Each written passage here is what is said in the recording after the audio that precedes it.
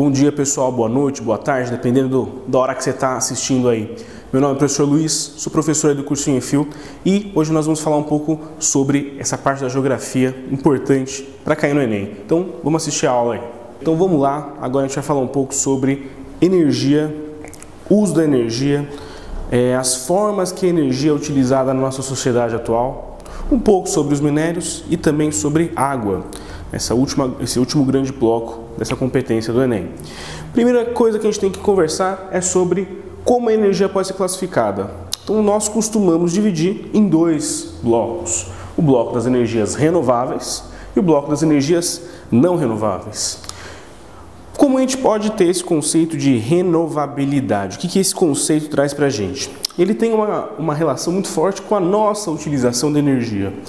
De certa maneira, se você for pensar, num tempo geológico, num tempo terrestre, toda a energia é renovável, toda energia pode voltar a aparecer, toda fonte de energia volta a aparecer.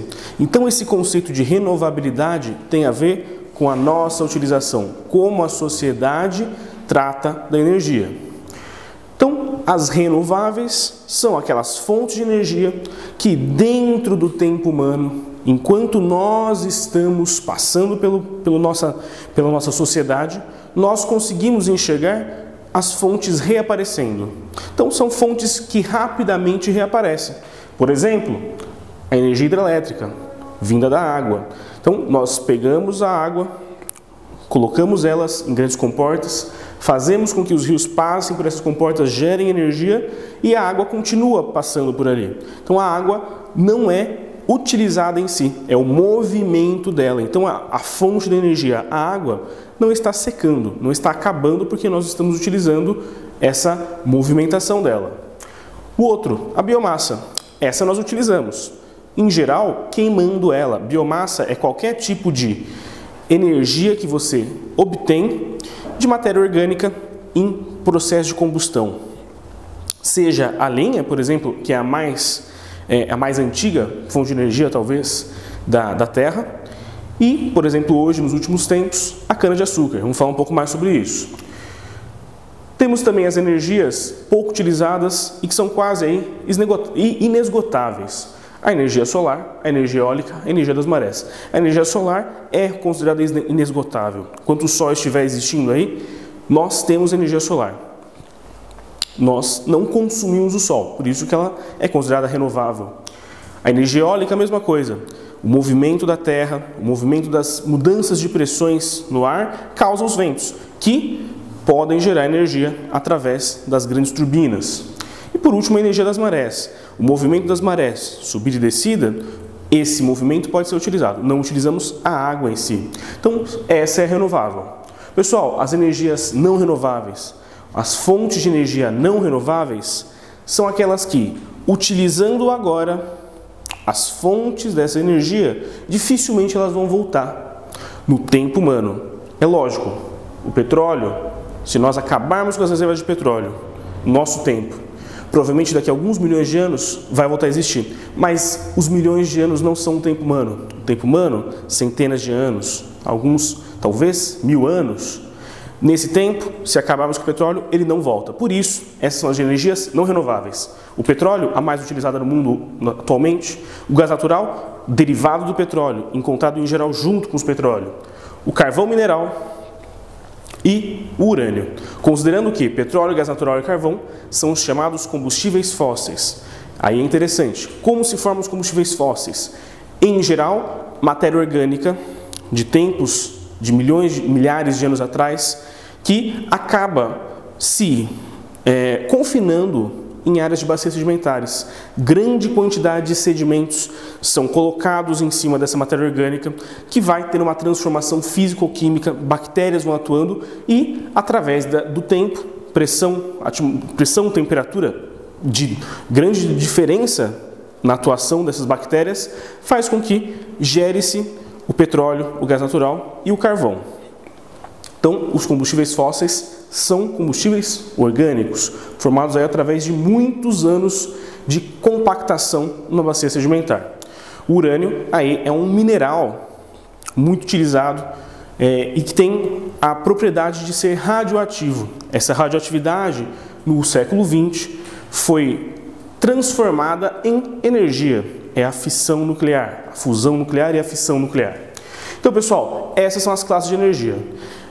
O que cai no Enem, principalmente nos grandes vestibulares, é a utilização que nós fazemos dessas energias. Como essas energias são utilizadas no mundo e nos países. Principalmente o Brasil, que é o grande foco sempre dessas questões. Pessoal, uma comparação interessante aqui. Brasil e mundo, energia renovável e não renovável. Como é essa distribuição? O Brasil tem a considerada matriz energética onde tem todos os tipos de energia sendo utilizados no país. A matriz energética brasileira é considerada uma das mais limpas do mundo. E isso é algo muito positivo. Por quê? O Brasil não é tão dependente assim dos combustíveis fósseis que perigam acabar nos próximos, não temos aí uma previsão certa, mas próximas décadas, próximos séculos. Então nós não temos dependência de uma energia que possa vir a acabar. O Brasil tem na sua matriz energética 42,4% de energia renovável sendo utilizada e 57,6% de energia não renovável. O mundo como um todo, é lógico, alguns países diferenciam, mas a média do mundo é a energia renovável sendo 13,5% de utilização e a não renovável 86,5% de utilização. Isso é muito importante para o Brasil. Atualmente nós temos uma discussão muito forte entre os países do mundo, entre a ONU, sobre como você consegue, através dessas fontes de energia, fazer dinheiro. Porque energia é gasto, energia é um gasto importante para os países. A energia é necessária para mover as indústrias, para mover o transporte, para mover a economia. Então, energia é importante. Quanto menos custos você tem na energia, você consegue ter uma economia mais equilibrada. Então, essa é uma discussão importante para se fazer. Quais são os gastos de uma energia não renovável? Os gastos de uma energia não renovável. E, principalmente, a coisa aqui é muito discutida aí nos últimos anos, os impactos ambientais que essa energia causa, os impactos sociais que essa energia causa. Mas como assim? A energia causa isso? Não exatamente energia. O que causa o impacto é a exploração que eu faço dessas fontes de energia. A gente vai discutir um pouquinho mais sobre isso. Pessoal, continuando aqui um pouquinho, vamos falar um pouco sobre o Brasil.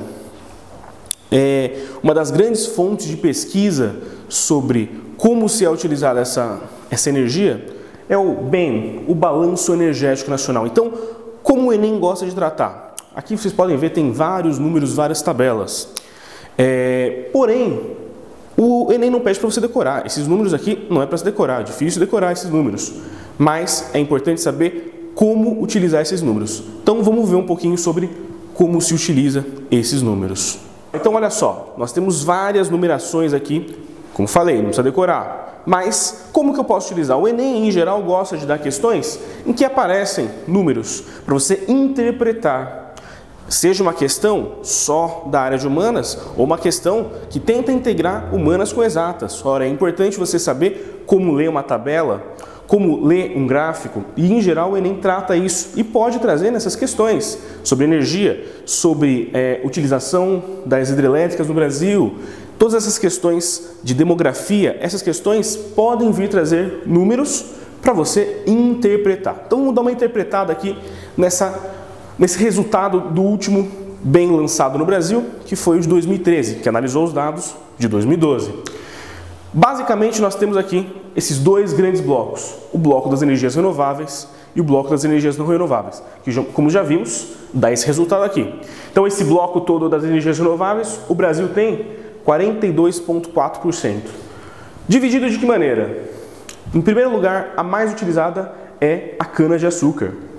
A biomassa trazida da cana-de-açúcar. O Brasil tem o maior programa de utilização de biomassa do planeta, começado aí nos anos 70 pelo governo militar brasileiro, a ditadura militar, fez um grande programa chamado Proálcool. Era uma resposta à tendência de crises econômicas trazidas pelo petróleo que efetivamente aconteceram nos anos 70. Os grandes choques do petróleo, a primeira crise de 73, a segunda crise no final da década de 70. Então, houve uma grave crise econômica trazida pela dependência do petróleo. Os países produtores de petróleo são poucos e isso é complicado. Então, já nesse período dos anos 70, a ditadura militar efetivou um programa chamado Proálcool para tentar utilizar a cana-de-açúcar dentro dos combustíveis para os carros. É o álcool combustível, o etanol que nós utilizamos hoje em muitos carros. Então, esse é um programa que deu muito certo. Nos anos 90 teve algum problema para voltar a acontecer, teve uma decadência, né? Principalmente nos anos 90, porém nos anos 2000 volta a se reerguer, final dos anos 90 e nos 2000, com principalmente os motores que aceitam álcool e gasolina, os bicombustíveis. O motor, uma tecnologia brasileira, que consegue então, no mesmo motor, utilizar gasolina ou álcool. Então o álcool voltou a se reerguer depois desses programas e incentivos do governo à plantação de cana. Então o Brasil é o maior plantador de cana do planeta e tem o maior programa de utilização de biomassa dentro dos carros. Em segundo lugar, as hidrelétricas. As hidrelétricas perfazem aí quase 14% de toda a energia brasileira. E isso é importante. Por quê? Porque as hidrelétricas são praticamente não poluentes. A poluição causada pelas hidrelétricas está na fase principalmente de implantação delas. Vamos discutir um pouco mais para frente sobre isso. Mas essa característica faz das hidrelétricas uma energia muito limpa, muito interessante e que tem, de certa maneira, um grande respaldo para ser uma forma de energia alternativa à poluição que é causada pelas energias renováveis. Então, a energia hidrelétrica no Brasil é muito importante, principalmente porque temos bacias hidrográficas muito caudalosas, capazes de ter essas energias hidrelétricas. Ela não é algo a ser implantado em todos os países. Por quê? É necessário rios. Nós temos muitos problemas em certos países, principalmente Oriente Médio, Norte da África, nas áreas mais desérticas, onde é impossível ter esse tipo de energia. Por último, nós temos a lenha como principal. Lenha, entenda-se também, biomassa. Então a lenha também ainda é considerada uma energia muito utilizada. É considerada uma energia não renovável, porém, pessoal, a gente não pode associar diretamente energia renovável com algo positivo, porque a lenha tem problemas muito sérios na sua utilização. Ora, ela produz tanta poluição quanto a queima do petróleo. Em certos casos pode ser até mais poluição. A lenha é muito utilizada principalmente em áreas mais empobrecidas, áreas onde há exploração de siderúrgicas, metalúrgicas, e essas grandes indústrias acabam utilizando o carvão vegetal, o que em certas regiões é proibido no Brasil, mas ainda se tem essa grande utilização. E por último nós temos outras pequenas fontes de energia, que no caso são essas pouco utilizadas. São energias dificilmente utilizadas, porque são caras. Por exemplo, energia solar, os painéis fotovoltaicos que transformam a energia solar em energia elétrica são extremamente caros. E tem que ter uma posição específica do sol o ano inteiro. Tem que ser uma área, por exemplo, não muito vegetada. Porque se você tem uma vegetação grande, como nós temos florestas no Brasil, você tem que tirar essa vegetação para instalar esses painéis solares. Então é complicado utilizar essa energia. Então são pouco utilizadas. Assim como a eólica, por exemplo, é muito caro você instalar essas torres. É lógico, elas produzem uma energia quase ininterrupta. Porém, nas áreas que tem grande quantidade de ventos também. Então tem que ter uma relação entre economia, preço e meio. O meio físico, o meio natural. Nas não renováveis, que perfazem no Brasil, 57,6%. O primeiro, o petróleo, é a fonte de energia mais utilizada no mundo e, em geral, todos os países têm o topo, o petróleo como a principal fonte de energia. 39,2% da energia produzida no Brasil é petróleo. A principal utilização dessa energia é o transporte de veículos.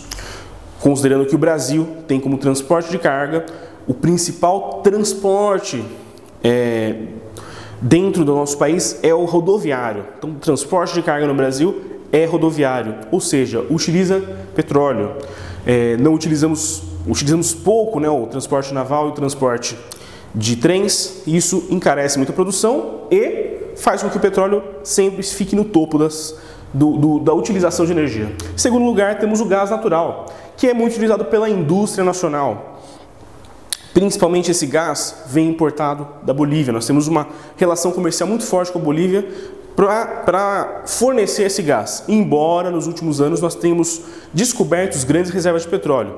O Brasil é considerado aí que tem uma das maiores reservas de petróleo. Entre a 15ª posição, o Brasil está no topo dessa lista dos principais países com reservas de petróleo. Efetivamente nós temos 25 bilhões de barris. Algumas outras pesquisas, 25 bilhões de barris para a ANP, Agência Nacional do Petróleo. Algumas outras pesquisas apontam um pouco menos, 20 bilhões. Em geral, da British Petroleum. Outras pesquisas falam que o Brasil tem até mais petróleo que isso. Então nós temos grandes reservas. Por último, nós temos o carvão. O Brasil tem poucas reservas de carvão, acaba utilizando 5,4. E um carvão de má qualidade no Brasil, principalmente na região sul. E por último, urânio. Nós temos algumas reservas boas de urânio, porém ele é principalmente utilizado nas usinas nucleares do Rio de Janeiro, Angra 1, Angra 2 e Angra 3, que está sendo construída. Pessoal, aqui uma tabelinha da utilização da energia no Brasil. Isso é importante porque a gente tem que saber que a principal área que usa energia no Brasil é a indústria, é o motor da economia brasileira. E em segundo lugar, o transporte, como a gente falou, um transporte que utiliza muito petróleo. Então isso encarece muito a produção e encarece também os danos ambientais. A residência, nossa energia, que nós utilizamos, a energia elétrica que vem para nossas casas, apenas 10%. O setor energético utiliza 10% também de energia para movimentar essa produção. A agropecuária, apenas 5%. O setor de serviços também 5%, os setores que menos utilizam energia. E por último, as perdas de energia pelas transmissões. Quando você tem que transmitir energia de uma área para outra, isso causa perda de energia. É sempre um problema, porque essa energia poderia estar sendo utilizada para produção, para economia, para gerar mais empregos. Então, sempre se tem muitas pesquisas em torno de como minimizar essas perdas. No caso, 5% de uma mega produção de energia que tem o Brasil é sempre um problema. Pessoal, por último agora, vamos falar um pouco sobre os recursos minerais. O Brasil tem muitos recursos minerais importantes para o planeta. A maior produção brasileira é de 3 desses recursos: o ferro, a bauxita e o manganês. No caso, o ferro, principalmente relacionado à hematita, um tipo de rocha muito encontrado no quadrilátero ferrífero e na região norte brasileira. Nós temos a 6ª maior reserva de ferro do planeta. A bauxita, nós utilizamos ela para extrair a alumina, que vai virar o alumínio. Temos a 3ª maior reserva de bauxita do planeta. E pessoal, onde estão essas grandes reservas? Principalmente no Pará, em Minas Gerais e no Mato Grosso. No Pará, a grande reserva de Carajás, que além de ter muita bauxita e ferro, tem vários outros produtos. Tem ouro, prata, cobre, zinco, em menores quantidades, claro. O quadrilátero ferrífero é a área que vem sendo utilizada aí desde o século XIX em Minas Gerais, principalmente ferro. Já tema também de questões literárias, Itabirito, sobre a relação da cidade com a ferrovia, e Carlos Drummond de Andrade, que escreveu muito sobre essa cidade.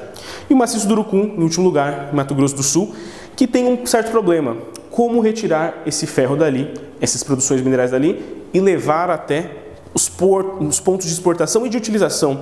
O Mato Grosso do Sul tem um problema sério, que é o problema logístico de transporte. Como retirar dali? Não tem grandes rodovias e tem pouquíssimas ferrovias. Então existem uns projetos de tentar integrar essa área com o resto do Brasil para escoar essa produção. E aqui vem uma outra questão importante, pessoal, que é a questão dos impactos ambientais que a utilização desses recursos e, de certa maneira, também dos recursos energéticos traz.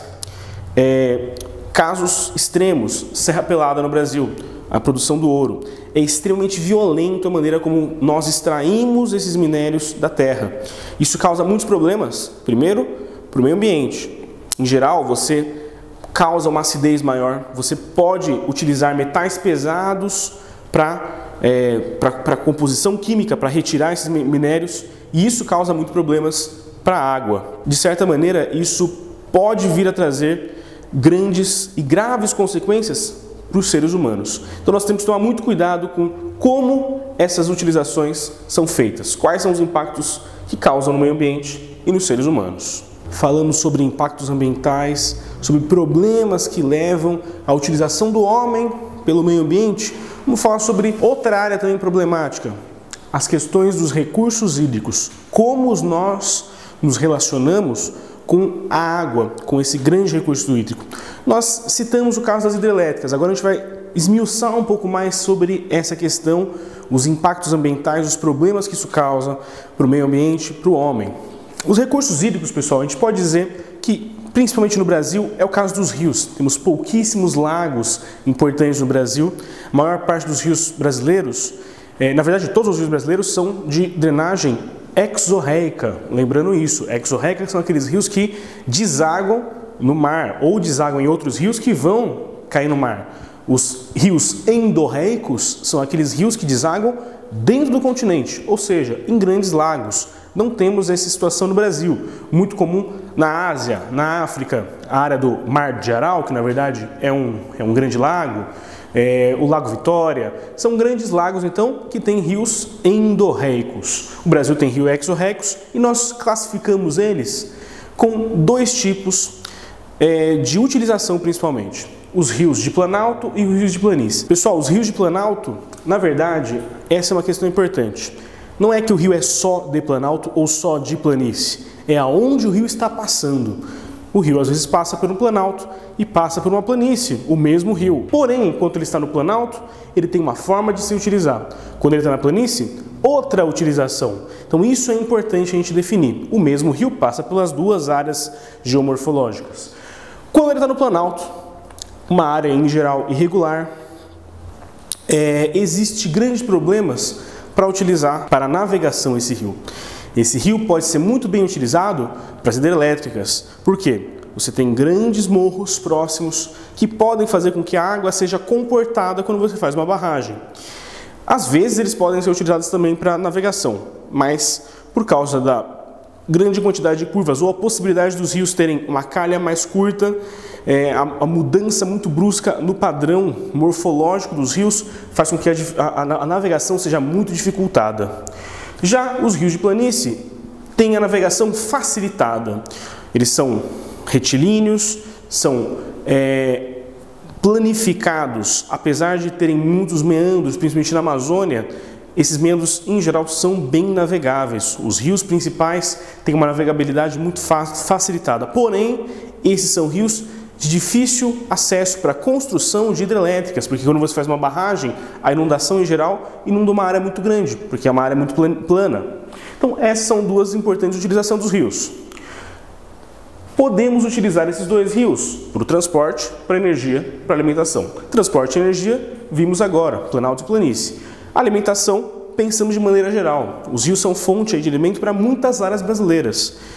Grande parte, é lógico, dos centros urbanos não se utiliza dos rios como forma de alimentação, porque, em geral, nesses centros urbanos, os rios são poluídos, não tem biodiversidade e a biodiversidade, em geral, está contaminada. Mas, nas áreas mais remotas, nas áreas mais ruralizadas, áreas naturais, onde vivem povos ribeirinhos, povos de origem tradicional, indígenas, a alimentação tem forte base na vida aquática. Os rios se tornam fonte de alimentos importantíssimos. E pessoal, o transporte aqui vale ressaltar uma questão. As hidrovias brasileiras, nós temos duas grandes hidrovias em atividade. Nós temos, na verdade, mais hidrovias, mas duas são de grande importância. A hidrovia Tietê-Paraná e a hidrovia do Rio São Francisco. Tietê-Paraná pega essa área de São Paulo e chega até o Rio Paraná, ligando São Paulo com o Paraná. Essa é uma hidrovia importante, porque chegando no Paraná, ele pode escoar a sua carga até as áreas do Rio da Prata ou no sul do Brasil mesmo. Essa hidrovia tem uma ligação importante com as cargas do centro-oeste brasileiro. Então as cargas vêm do centro-oeste, passam pelo Rio Paraná, chegam até o Tietê e aqui recebem a carga rodoviária e vão até o Porto de Santos. Então essa é uma ligação importante do centro-oeste com os portos de Santos, São Sebastião. Pessoal, e a hidrovia do São Francisco? O São Francisco nasce em Minas Gerais, passa pela Bahia, passa por grandes áreas do Nordeste e é um rio mais importante do Nordeste, é a bacia hidrográfica mais importante. O Rio São Francisco tem um trecho navegável de aproximadamente 1.500, 2.000 quilômetros. Por quê? Ele tem pelo menos 9, 10 grandes barragens de hidrelétricas ali. Porém, nem todas essas hidrelétricas têm as eclusas. As eclusas seriam o elevador que faz com que os rios cheguem de uma área da barragem, a área mais alta, para a área mais baixa, ou da área mais baixa para a área mais alta. Nem todas têm essas eclusas. Já vamos falar um pouco mais sobre isso nas principais usinas hidrelétricas que nós temos no Brasil.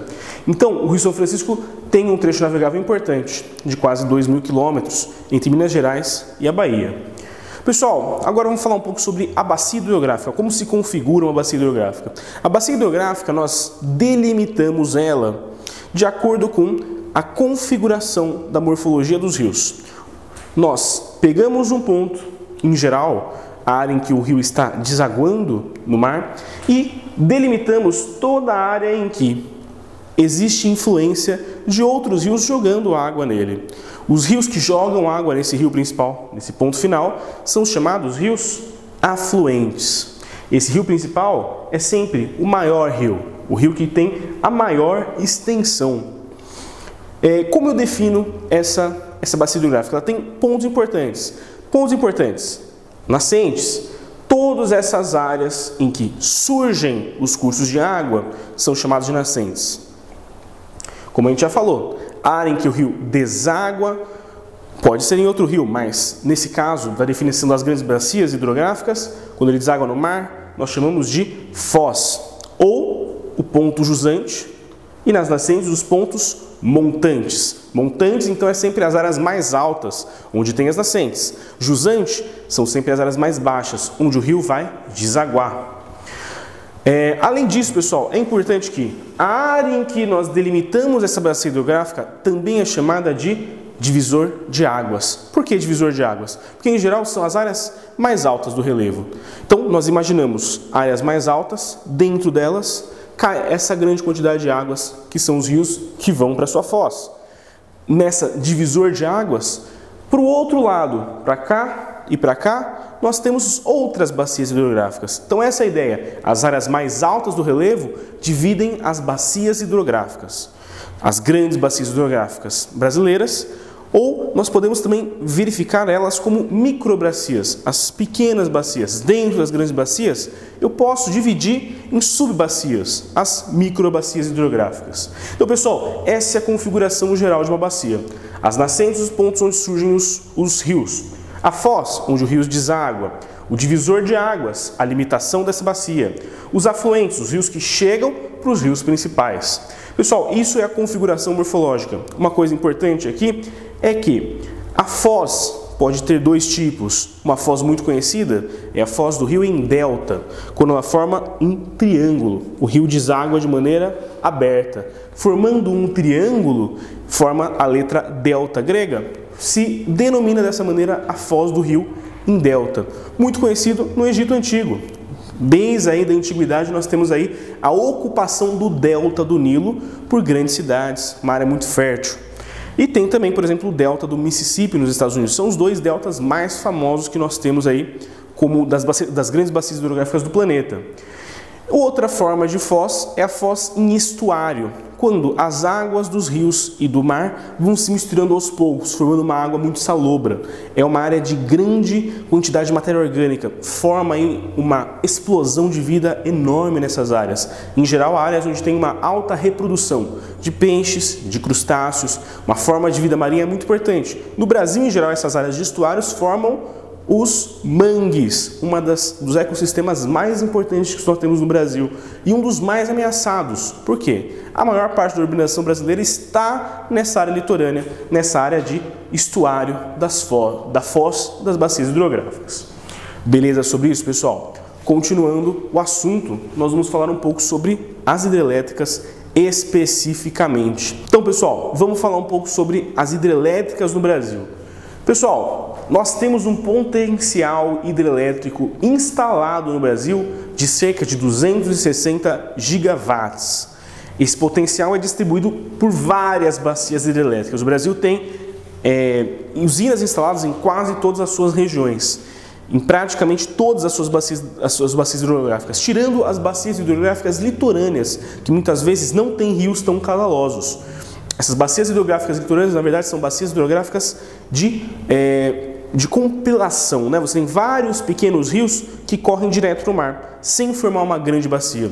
Então, para facilitar, o IBGE resolve agrupar essas pequenas bacias numa grande bacia litorânea, que é chamada. Tem a bacia litorânea do norte, a bacia litorânea leste e a bacia litorânea do sudeste. Então, são pequenos rios. Em geral, esses rios não têm hidrelétricas. Porém, as grandes bacias interioranas, Amazônica, São Francisco, Tocantins-Araguaia, Rio da Prata, a bacia do Paraná, na verdade, aqui chamada no Brasil, mas recebe o nome de Rio da Prata porque ela continua para a Argentina, Paraguai e Uruguai.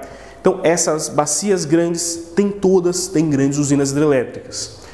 Porém, 68% delas já foi inventariada, já foi analisada o potencial. Nós temos ainda aí 42% de área para ser analisado o potencial. Não quer dizer que esse 68% já esteja instalado, hein, pessoal? É só uma análise de quanto pode ainda crescer.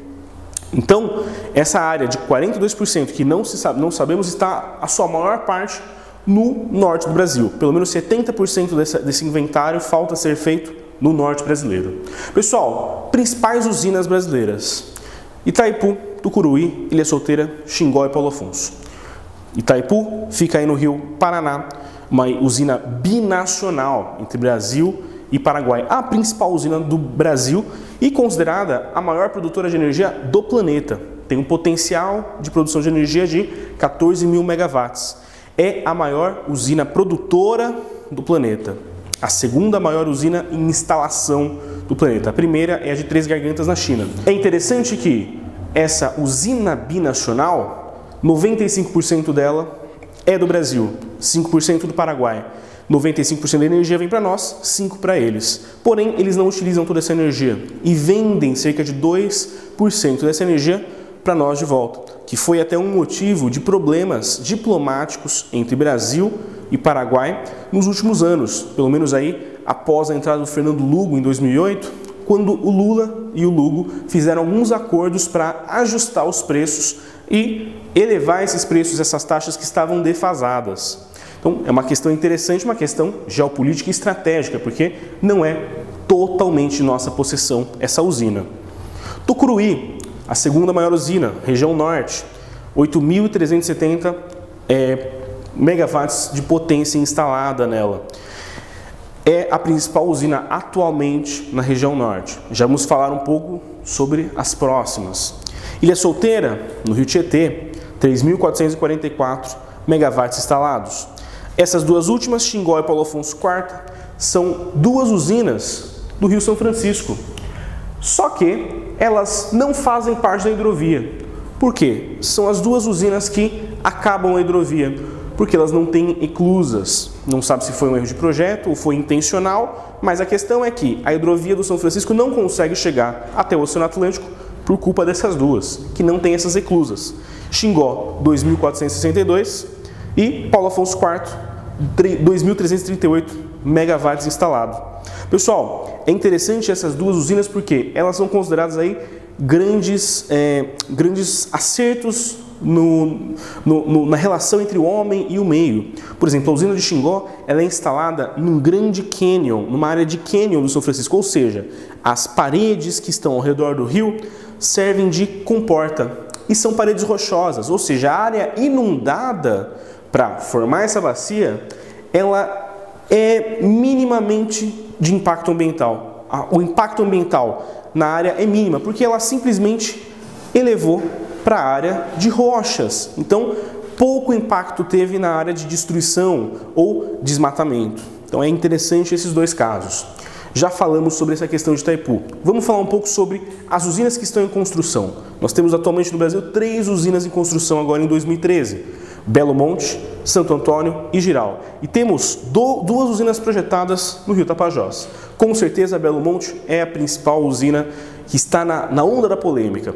Construída no Rio Xingu, na cidade de Altamira. Cidade importante porque ela é o ponto de partida da Transamazônica. Ficou muito conhecida aí nos anos 70, nos anos 80.